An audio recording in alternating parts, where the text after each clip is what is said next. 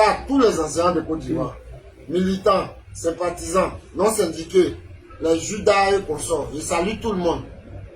Pour la deuxième fois consécutive, je reviens de la banque ce soir et je me rends compte qu'il y a encore une ponction sur mon salaire. Et cette fois-ci, cette ponction-là est démesurée, est disproportionnée carrément. Je veux bien comprendre le motif pour lequel cette ponction a eu lieu. Parce que je sache qu'il n'y a pas eu d'arrêt de travail ce mois de novembre. Mais quand on fait ça, moi je demande à quoi ça répond. Ou bien, en faisant ça, c'est pour soulever les enseignants de Côte d'Ivoire contre les leaders syndicaux, ou bien c'est pour amener les leaders syndicaux à ne plus lutter pour la prime, mais pour lutter pour le reversement des suspensions et des pensions. En tout cas, si tel est le rêve des uns et des autres, en tout cas, ça c'est un grand coup d'épée dans l'eau.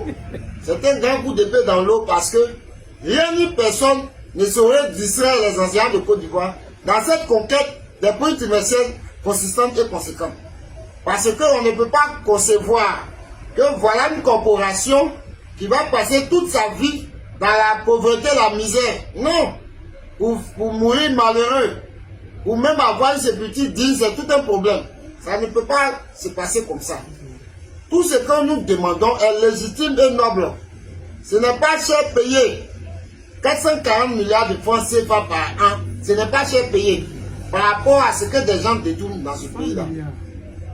Et ça ne va pas quelque part, comme le diraient les hommes de la rue. C'est un peu ça. Il faut que les gens comprennent une chose. Il ne faut pas déplacer le problème qui est là. Il faut chercher à le résoudre résolument et efficacement. Ouais, chercher à le déplacer sans cesse. En utilisant la roublardise et le dilatoire, ça finit toujours par rattraper. Ça finit toujours par rattraper. Pour 3 jours de grève, l'argent qui a été retenu en octobre, c'est disproportionné. Et voilà que même il n'y a pas eu de grève, encore il y a fonction. En tout cas, moi, me concernant, je vais manger du 1er au 30. C'est ça aussi le leader. Ma famille va manger du 1er au 30. Maintenant, ce sont nos propres collègues qui ont permis aux gens de faire ça. En se comportant comme des lâches. C'est ce qui est là. C'est ce qui donne la force aux gens de faire ces choses-là. On lance un mot d'ordre de grève. Vous ne le suivez pas. Vous pensez que c'est vous ceux qui aimez vos matricules, c'est vous ceux qui aimez vos enfants, vos familles, vos femmes. Et nous autres, nous sommes des inconscients. Non. C'est une lutte pour une cause noble. Quand le mot d'ordre est lancé, il faut le suivre. Quand vous ne faites pas ça, quand on vous tape aussi, là, ça vous fait mal. Mais voilà où on s'en va. J'ai envie de dire et de deux. Mais ce n'est pas bien grave. Nous allons surmonter ça. Ce samedi 30 novembre, là, vous savez qu'il y a l'AG. Il faut que vous soyez là. Ce sera à vous de décider de la ligne de conduite. Ce n'est pas au leader de décider. C'est à vous de décider. Les leaders ne font que faire appliquer ce que vous décidez. Le lieu et l'heure de l'AG ne sont pas encore connus. Faites un effort. Soyons forts. Ces ponctions, ces nouvelles ponctions de novembre là ne vont pas nous tuer. Bien au contraire, ça ne fera que nous rendre beaucoup plus forts. Il faut pouvoir surmonter ces ponctions. Il faut pouvoir surmonter les effets collatéraux de ces ponctions. Et venir courageusement prendre ce samedi 30 novembre son destin en main. Il ne faut pas se mettre en marge de l'histoire. Il ne faut pas se mettre en marge de l'écriture d'une nouvelle page du syndicalisme dans le secteur éducation-formation. C'est de ça qu'il s'agit. Je ne suis pas du tout content. Rien ni personne ne justifie cette nouvelle fonction-là. Rien ni personne. On dira que peut-être on a signé une trêve sociale et on se met en grève. Cette trêve sociale-là, ceux qui l'ont signé, moi je n'ai pas ma signature dedans. Ils l'ont signé au nom de tous. Mais est-ce qu'ils ont pris la peine de bien expliquer les choses? Non. Et voilà où on s'en va. Et maintenant, ces derniers sont là, ils ne parlent pas. Ou ils font semblant de parler, sans convaincre. Ils sont en train de prêcher dans le désert. Pendant que eux se la coulent douce là-bas, et font bonbons, nous autres sommes en train de souffrir. Pour pouvoir jouer les deux bouts. avec ça, en 2027, on viendra encore nous parler de Trump. J'attends le premier qui va me parler de Trump. En tout cas, il aura pour son compte. Vous pouvez me faire confiance. Parce que, où on est arrivé là, si on n'a pas gagné cette lutte-là, je ne sais pas en quelle année on va la gagner. C'est de ça qu'il s'agit. Donc, demeurons dignes dans la douleur. Ça va passer. Demeurons dignes dans la douleur, ça va passer. Moi, pour moi, il est déjà passé. Voilà, pour moi, il est déjà passé. Je reviens d'une tournée. Voilà ce que je suis venu trouver. Ce n'est pas bien grave. Je vais m'en remettre. Et ça va aller. Quand je vois mes enfants, mon épouse, autour de moi, ça me suffit largement. Ça me permet de me battre. Vas-y, ensemble. On dit que la grève est illégale. Depuis quand? Donc peut-être que ce sont ces ponctions-là qui sont légales. Moi, je n'en sais rien. Nos salaires sont devenus des jouets, des objets, avec lesquels on se permet de jouer. Au gré du vent. Quand on va parler, c'est pour avoir 1001 problèmes. On ne peut plus parler. En tout cas, moi je laisse pour moi à Dieu. Mais je ne vais pas lâcher ce combat pour les bruits trimestriels là. Conséquente et consistante. Moi je ne vais pas abandonner. Je suis prêt avec mes hommes à aller jusqu'au bout. Tant pis pour ceux qui vont raser les murs pour faire je ne sais quoi.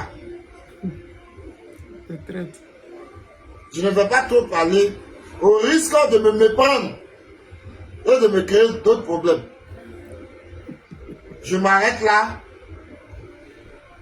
Vous qui n'êtes pas encore allé à la solde, soyez forts. Quand vous allez partir, si vous êtes pensionné, en tout cas, que chacun s'organise pour finir son mois. Les amis, vous venez d'écouter. Les enseignants souffrent, ils pleurent. Ils sont partis voir leur argent. Ouattara a tout vidé. C'est comme ça, la dictature. Ils ont dit, pour les 3 jours de grève, ils allaient prélever ça sur le salaire. Mais ce mois de novembre-là, il n'y a pas eu de grève. Comment se fait-il qu'ils prélèvent sur les salaires? Ouattara a toujours besoin d'argent. Ouattara, c'est comme un narcotique, comment on dit, un drogué.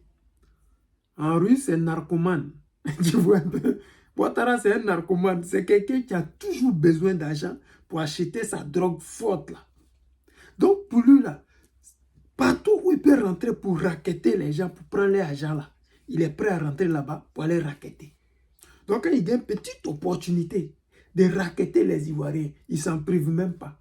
Il ne regarde même pas. Si ceux qui vont racketter, là, les parents vont souffrir, ouais, vont vivre dehors, ouais. Il n'en est rien à foutre. Parce qu'il a besoin de payer sa drogue dure. Il a besoin de payer son nonomougou. Il a besoin d'être toujours niainé. Quand il vient au conseil des ministres, là, il est niainé fatigué. Mais on va faire comment? C'est lui le boss. Les enseignants, vous avez le soutien du président Lota. Les enseignants, vous avez le soutien du PPACI. Les enseignants, vous avez le soutien de toute la Côte d'Ivoire. Parce que nous devons mettre fin à cette forfaiture-là en 2025. C'est pour cela que j'ai dit encore aux Ivoiriens, aux Ivoiriennes. Ceux qui disent constamment, nous on ne fait pas la politique. Vous êtes sûr que si c'était Gbagbo qui était au pouvoir, les choses comme ça allaient arriver? Je ne pense pas. Vous êtes sûr que si c'était le guide président Laurent Gbagbo qui était au pouvoir, les Ivoiriens allaient dormir dans la rue? Je ne pense pas. Mais quand vous dites aux Ivoiriens, quand vous me dites à moi, je ne fais pas la politique. Mais quand tu ne fais pas la politique et qu'un leader s'impose à vous, à nous, mais nous subissons ce leader-là. Aujourd'hui, là, les Français nous ont imposé Alassane Draman Ouattara. Mais nous subissons Alassane Draman Ouattara. Nous subissons le comportement d'Alassane Draman Ouattara. La politique d'Alassane Draman Ouattara. Nous subissons ça. C'est à vous de voir. Je dis toujours, le président Laurent Gbagbo, c'est la solution de notre souffrance, de vos souffrances. Mais vous qui ne voulez pas écouter, vous qui répétez à longueur de journée, moi je ne fais pas la politique, moi je ne suis pas dans la politique. Tes parents n'auront pas de salaire, ils n'auront pas assez d'argent pour vous payer de quoi à manger pour ce décembre-là. Vos parents n'auront pas assez d'argent pour pouvoir payer vos scolarités. C'est ça aussi la réalité. Tu ne fais pas la politique. Tu ne t'inscris pas sur la liste électorale. Quand Draman Ouattara prend des mauvaises décisions, ça agit sur ton père qui ne fait pas la politique ou qui fait la politique. Ça agit sur ta mère qui ne fait pas la politique ou qui fait la politique. Et ça agit sur toi. Parce que matin, si tu ne manges pas 2 fois par jour, c'est un problème. Si tu n'arrives pas à te soigner, il y a un problème. Si tu n'arrives pas à payer, tes vêtements, il y a un problème. Toi, tu es un enfant.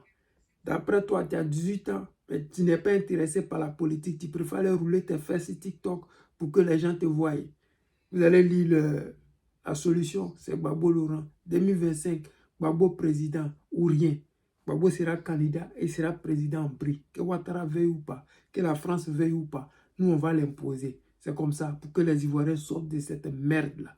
Les amis, c'était le président Lota, l'ami des dirigeants qui se respectent. Je vous aime, je vous dis à tout à l'heure.